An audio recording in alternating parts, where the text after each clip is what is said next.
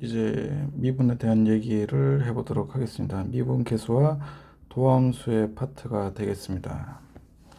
그래서 여기서는 이제 제일 처음으로 우리가 할 건 뭐냐면요. 먼저 변화율에 대한 얘기를 조금 해줄 거예요. 그 변화율에 대한 얘기를 할 건데요. 그래서 변화율이라는 건 여러분들이 이제 아시다시피 어떤 시간의 흐름이 있고요. 이 시간 흐름 사이에서 이제 어떤 물체 운동이라든가 어떤 값들이 변화하는 정도를 이제 살펴보는 게 변화율이다라고 얘기를 할 수가 있습니다. 그래서 여기서 이제 처음 나오는 게 뭐냐면은 평균 변화율에 대한 얘기가 나오게 됩니다. 그래서 한번 살펴보도록 하겠습니다. 여기서 이제 우리가 그래프를 하나 그려보면서 조금은 살펴보도록 하죠. 그래서 이렇게 이제 우리가 알기 쉬운 곡선을 하나 그려 놓도록 하겠습니다. 이런 곡선을 그려 놓도록 하고요. 여기서 이제 구간을 조금 설정을 해 주도록 하겠습니다. 그래서 이때 첫 번째 지점을 A라고 하고요. 그 다음에 여기에서 구간은 B라고 설정을 해 주도록 하죠. 그러면은 A에서 이제 함수값을 우리가 FA라고 설정을 해 주고요. 그 다음에는 B에서의 함수값을 우리가 그냥 FB라고 설정을 해 주도록 하겠습니다. 그 다음에 이제 얼마만큼 변하는지 평균 변화율에 대한 얘기를 하기 전에요. 여기 사이에서 우리가 구성 성분을 봐야 됩니다. 그래서 이제 어떤 걸 조금 확인해 볼 거냐면 이 사이의 간격을 우리가 어떻게 이제 쓸 수 있냐면은 B-A로 해서 값을 계산을 할 수가 있고요. 그러면은 얘는 뭐가 되냐면 X 값의 변화량이 됩니다. 그래서 다시 얘기를 하면은 X의 증분이다라고 얘기를 해 줄 수가 있고요. 그 다음에는 함수값 FA가 있고 그 다음에 FB가 있는데 FA와 FB 사이의 값의 차를 우리가 어떻게 적냐면 FB-FA로 계산해 줄 수가 있고요. 얘는 이제 Y의 증분이다 라고 얘기를 해 줄 수가 있습니다. 그 다음에 요 같은 경우는 우리가 기호로 간단하게 어떻게 써주냐면요.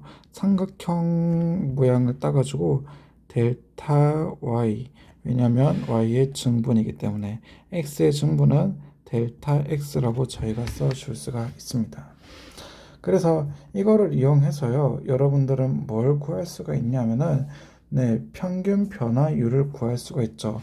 A에서 B까지의 평균 변화율이라는 건 어떻게 되냐면 먼저 X 값이 변화하면은 함수 값도 변하기 때문에 저희가 델타 X 분의 델타 Y로 써줄 수가 있고요. 이거 같은 경우 우리가 풀어 써보면은 B-A 분의 그 다음에 FA로 해가지고 저희가 평균 변화율 즉 구간 A와 B 사이에서의 평균 변화율을 구할 수가 있습니다. 근데 여기서 B 같은 경우는 우리가 좀 더 다르게 나타낼 수가 있죠. 여기서 이제 보면은 델타 X라는 건 B-A가 됐는데요. B를 표현을 하면은 A 플러스 델타 X가 되겠습니다. 그렇기 때문에 이걸 이용을 하면은 FB라는 거는 FA 플러스 델타 X와 동일하게 쓸 수가 있습니다.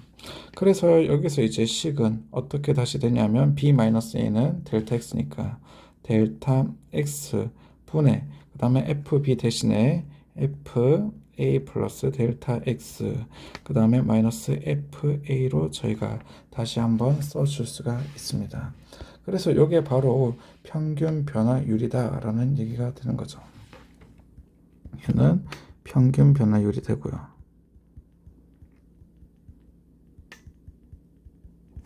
근데 여기서 이제 중요한 건 뭐냐면 여러분들이 이제 예전에 배웠던 그 직선의 기울기를 구하는 방법이랑 사실은 굉장히 비슷하죠. 그래서 이 직선의 기울기는 어떤 직선의 기울기냐 하면요. 그래서 이때 A, FA의 점과 B, FB의 점을 지나는 직선의 기울기와 동일하다라는 얘기를 해줄 수가 있습니다.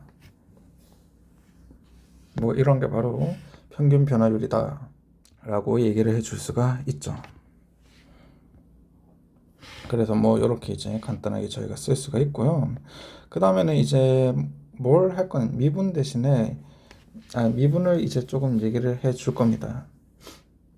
그래서 여기서 이제 미분을 한다라는 거는 어떤 얘기냐면은 결국에는 우리가 아까 A라는 점이 있었고요. 그 다음에 B를 어떻게 썼냐면 A 플러스 델타 X라고 써줬습니다. 그래서 요 사이가 이제 어떻게 되냐면 델타 X가 됐었고요. 이 거리를 굉장히 줄여주는 일을 할 거예요. 그래서 극한을 취할 거라는 소리가 되는 거죠. 그래서 거리를 굉장히 줄인다는 거 어떻게 되냐면 델타 x라는 i를 0으로 굉장히 가까워지게끔 해서 만들어 주겠다는 소리가 되겠습니다. 그래서요, 일단 다시 한번 써보도록 하겠습니다. 아까 전에 위에 있는 거 그대로 가져오면은 델타 x분의 델타 y라는 건 어떻게 됐냐면 델타 x 분의 그 다음에 fa 플러스 델타 x 그 다음 마이너스 fa로 써줄 수가 있는데 델타 x가 0으로 가게끔 만들어 주겠다라고 했으니까 우리가 다시 극한을 취해 주도록 하겠습니다. 그래서 리미트 해가지고 델타 x가 0에 굉장히 가까워질 때 델타 x분의 델타 y가 어떻게 될까 이렇게 써줄 수가 있고요. 얘는 다시 써주면은 리미트 적어주고 델타 x가 0에 가까워질 때 델타 x분의 fa 플러스 델타 x 그 다음에 마이너스 fa로 저희가 써줄 수가 있습니다. 그래서 이때의 극한값이 존재하면은 우리가 뭐라고 해줄 거냐면은 y는 fx는 x는 a에서 미분이 가능하다라고 얘기를 해줄 겁니다. 이렇게 써줄 수가 있고요. 근데 이제 델타 x가 0에 굉장히 가까워진다는 건 뭐냐면 점 B라는 애가 A에 굉장히 가까워진다라는 거고 이렇게 요 사이의 간격이 줄어들면은 우리가 평균 변화율이 아니라 한 지점에서의 이제 변화율을 구할 수가 있는데 이거를 뭐라고 할 거냐면 순간 변화율이다라고 얘기를 하는 거죠.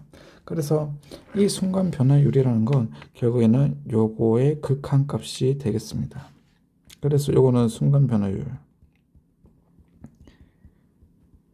혹은 미분계수라고 얘기를 하죠.